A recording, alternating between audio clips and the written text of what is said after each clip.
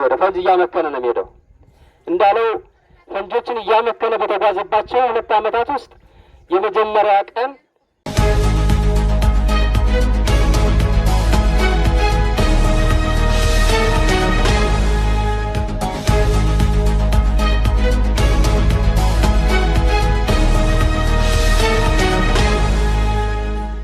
ሞት ነኝ የሞት ነው ብሎ ካሰበ ኃጢአትን አይሰራም፣ መጥፎ ስራን አይሰራም።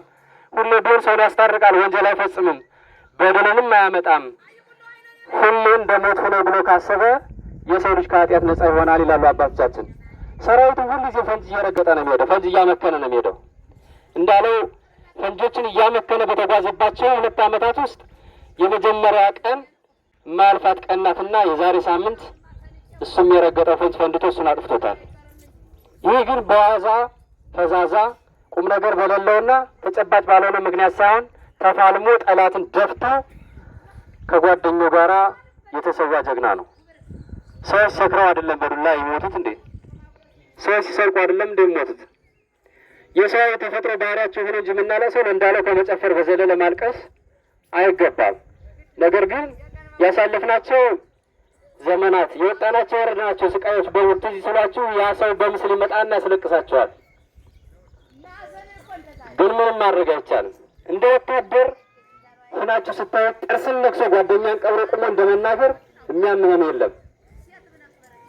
ግን ደግሞ ዓላማችን 70 ሚሊዮን አማራ ህዝብ ነውና እንዳለው ተሰውሮ 70 ሚሊዮን አማራ ህዝብ ነው። ላንተ ለኔ ለሱ ነው የሞተው። ምንም ዓላማ ቢኖረው ኖሮማ ምቾትን ማመቻቸት ቢችል ኖሮ ከሚስቱ ጋር ሰላማዊ ኑሮ ከልጁ ጋር ሰላማዊ ኑሮ ሊኖር ነበር። ግን አይደለም። ለ67 ዓመታት በገፍነት በጨቋኝነትና በበዳይነት የተፈረጀውን አማራን ነጻ ለማውጣት ከተሰራበት የሐሰት ማኒፌስቶ ነጻ ይወጣ ዘንድ ከውስጥ ሲታገለው የነበረውን ትግል ከወንድሞች ጋር ከና አርበኛ ዘመነ ካሴ ጋር እና መሰል ጓደኞቹ ከኛም ጋር መስዋዕት ለመክፈል ከወጡ ብርቅዬ ወርቅ ጓደኞቻችን አንዱ እንዳለው ወረለው ነው። ይሄ ልጅ ምንም ዓላማ የለው። በሚከፈለው ደሞዝ በሚሰራው የግል ስራው ልጁንም ባለቤቱንም ቤተሰቦችንም ጠቅሞ መኖር ይችል ነበር። ችግሩ ግን የሰው ልጅ ደስታው ለራሱ መኖር ሳይሆን ለሰዎች መኖር ነው። ያውም ደግሞ ታሪክ ላለው ትውፊት ላለው ሕግና ስርዓት ለሚያውቀው የአማራ ሕዝብ መሞት ደግሞ ጌጥ ነው፣ ጌጥ ነው። እኔ ለእናንተ ማስተላለፍ የምፈልገው አንቺ የስጋው ክፋይ የቀኝ ጎን የሆንሽው ሚስቱ ከዛሬ ጀምሮ እንዳለውን እያሰብሽ እንድታለሽ ሳይሆን እንዳለውን እያሰብሽ ጀግና እንድትሆኝና ጀግና ቤተሰብ እንዲፈጠር አደራ እልሻለሁ።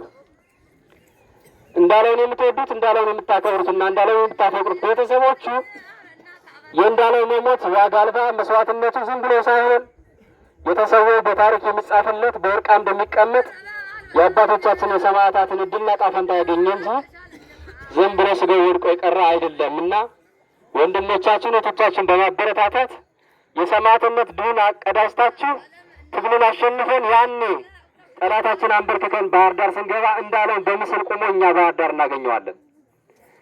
ያንን ነው እንድታረጉ እንፈልገው። በሌላ መልክ የአባራጅና አካባቢ ማህበረሰብ ማስተላለፍ እንፈልገው እያንዳንዱ የሚሰዋ ፋኖ ለዓላማው ነው እየተሰዋ ያለ። ዓላማው ምንድነው ካላችሁ በአደባባይ በጠራራ ፀሐይ አማራ ነው እየተባለ ለሚገደለው ህዝቡ እየሞተ ያለ የማዳበሪያና የዘር ዕቃ አቅርቦት በኮንትሮባንድ የሚያቀርበውን ጠላታችን መንግስት ለማንበርከክ ወጥቶ ወደቀ። እንዳለው ስንት ቃዳ መሬት አለው ማዳበሪያ ለመዝራትና ፍላጎቱ የዘር አቅርቦት ለመፈለግ እንዳለው ምንም አይነት መሬት ላይኖረው ይችላል። ለአንተ ለእኔ ሲል ለታፈነ መብታችን ግን እንዳለው ተሰውቷል። የእንዳለው ህይወት መተከል የለችም። የእንዳለው ህይወት አርባ ጉጉት በደኖ ኦሮሞ ክልል የለም። አማራንን በምንል ግን ዳር ላይ የነደደ እሳት ባህር ዳር ከመግባቱ በፊት ከዳር ልመክተው በሚል ወጡ የተሰዋ ወንድማችን ነው። ሌሎች ወንድሞቻችን እነማናየ ሌሎችም ወንድሞቻችን የተሰዉት ጀግኖች ለራሳቸው ሳይሆን ለህዝባቸው ብለው የተሰዉ ናቸውና አዳራቸውን ለመወጣት የእናንተ ቁርጠኝነት ያስፈልገናል። አሁንቻችን ለጠላት ቢተኩስ የምንሞተው የምንሰዋውም ለዓላማችን ነው። እኛ በእናንተ መካከል ስንመላለስ በእናንተ ላይ የሚደርሰው መከራና ስቃይ በጠላት በኩል በባንዳ ሚኒሻና አድማ ብተና ለህዝባችሁና ለወገናችሁ ለሃይማኖታችሁ ስትሉ ነው መስዋዕት የምትከፍሉት። ይህን ጠንቅቃችሁ እወቁልን። በውስጥ መጣመም ትልቅ በሽታ ነው። በእውነት ለመናገር የውስጣችሁን ህመም ማንም አያውቅላችሁም። የውጭውን ህመም ሰው ያይና አሞታል ገሌን እግዚአብሔር ይማረው ያስብላል። ወንድማችን እንዳለው ግን በነበረበት የመንግስት ስርዓት በኩል ውስጡን እያመመው ከውጭ የተሻለ ነገር እስኪመሰረት ድረስ ከነዛ ጨቋኝና በዳይ ስርዓት ባለቤቶች ጋር እየተጋፈጠ ብዙ መከራን ካሳለፈ በኋላ ይሄ የምታዩት የአማራ ፋኖ ብሔራዊ ኃይል በተለይ ጎጃም ቀጠና ከተቋቋመበት ጊዜ ጀምሮ የራሱን ወታደራዊ ልምድ ለማካፈል የራሱን የፖለቲካ ልምድ ለማካፈል ከሌሎች ወንድሞቹ ጋር እኩል ተርታ ወጥቶ በባህር ዳር በምዕራቡ ቀጠና በመሸንቲ በጣና መብረቅ ብርጌድ በኩል የነበረው ወንድማችን ነው።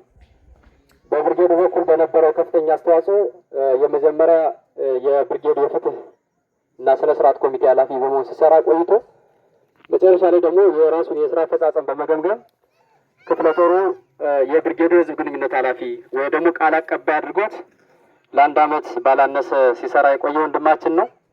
በቃል አቀባይነት ሙያ በኩል በተለይ ይሄ የምዕራቡ ቀጠና የአማራ ፋኖ በጎጃም ሲሰራበት በነበረው በኩል በተለይ በጣናው መብረቅ የራሱን አሻራ ያሳረፈው ወንድማችን ነው።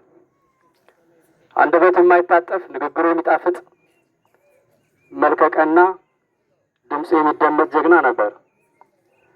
እንግዲህ ሰው በተለያየ ዓላማ በዚህ ዓለም ላይ የተወሰኑ ዘመናት አገልግሎት ከሰጠ በኋላ እግዚአብሔር የጠራውና ያዘጋጀለትን ዘመን ማለፍ አይችልም። እኛ በነበርንበት መጋቢት 23፣ 24፣ 25፣ 26፣ 27 ዋሸራ ላይ በነበረው የክፍለ ጦሩ ሪፎርም ራሴ ቁጭ ባልሁበት የክፍለ ጦሩ ግዢ ኃላፊ ሆኖ ሲሾም እኔም ራሴ አለሁ። እንግዲህ የቀረብን እንዳለው ለእናንተ ሳይሆን ለእኛ ነው የቀረው። በተለይ ለእኔ ቀርቷል። አንድ ሌሊት 6 ሰዓታትን አብረን ተጉዘናል። ይህን ቁሜ ስናገር ብዙ ነገሮችን በውስጥ ይዤ ነው። በውስጥ መታመም ያልኳችሁ እንዲህ አይነት ህመም ነው። እናንተ አልቅሳችሁ አንብታችሁ አሳልፋችሁት፣ እኛ ግን ብዙ የመከራ ሌሊቶችን አሳልፈናል። ብዙ ስቃዮችን አብረን አሳልፈናል። በአጭሩ የዛሬ ሳምንት ከመሰዋቱ በፊት 7 ሰዓት ላይ አግኝቼው ተው ራሳችሁን እየጠበቃችሁ ነው መንቀሳቀስ ያለባችሁ፣ የጠላት ሁኔታ አጠባችሁ ነው መሄድ ያለባችሁ ብዬ ከላኳቸው ሰዎች አንዱ ነኝ። የመጀመሪያው ነፍሱን ይማረውና ዛሬ እሱ ወደ እውነቱ ጋር እነዚህ ቁም ያለው ራስህን ጠብቅ ካሉ ጓደኞች አንዱ እሱ ነው። እግዚአብሔር ወዶና ፈቅዶ ደግሞ ባላወቁት አጋጣሚ ዛሬ ከእናንተ ማለት ተገኝቻለሁ። አሁን ህመሙ የሚበረታው እናንተ ላይ አይደለም፣ ህመሙ የሚበረታው እኛ ላይ ነው። የእሱን መንገድ እስክንከተለው ድረስ ሁላችንም ወደ ኋላ እንመለስም፣ ወደፊት ነው የምንሄደው። ሰው የተፈጠረው ለሞት ነው። እስኪሞት ድረስ ግን የሚሰራውና መስራት ያለበትን ካህናቶች ያስተምራሉ። ምናልባት የእነሱን ቃል ልጠቀምና ዓለሙን ኃላፊ ንብረቱን ኃላፊ ስመ ኩሉ ኃላፊ ውእቱ ሰብእ ከንቱ ይመስል መዋዕል ይሁሉ ከመ ጽላሎትከ ይላል ዳዊት። ሰው ከንቱ ነገርን ይመስላል፣ እንደ ጥላውም ያልፋል። ጥላን 6 ሰዓት ላይ ወይ ጠዋት ላይ ታስቶ ከሆነ በጣም ረዥም 6 ሰዓት ላይ ስታዩ ከእግራቸው ስር ከሰዓት የለም። የሰው ልጅ እድሜም እንዲያጠረ ነው የሚሄድ። ጠዋት ረዥም ዓመት ሊኖር ይመስለዋል። 6 ሰዓት አካባቢ ሲሆን ደግሞ እድሜው እያጠረ እየቀነሰ ይመጣል። ወደ ማታ አካባቢ እግዚአብሔር ይጠራዋል።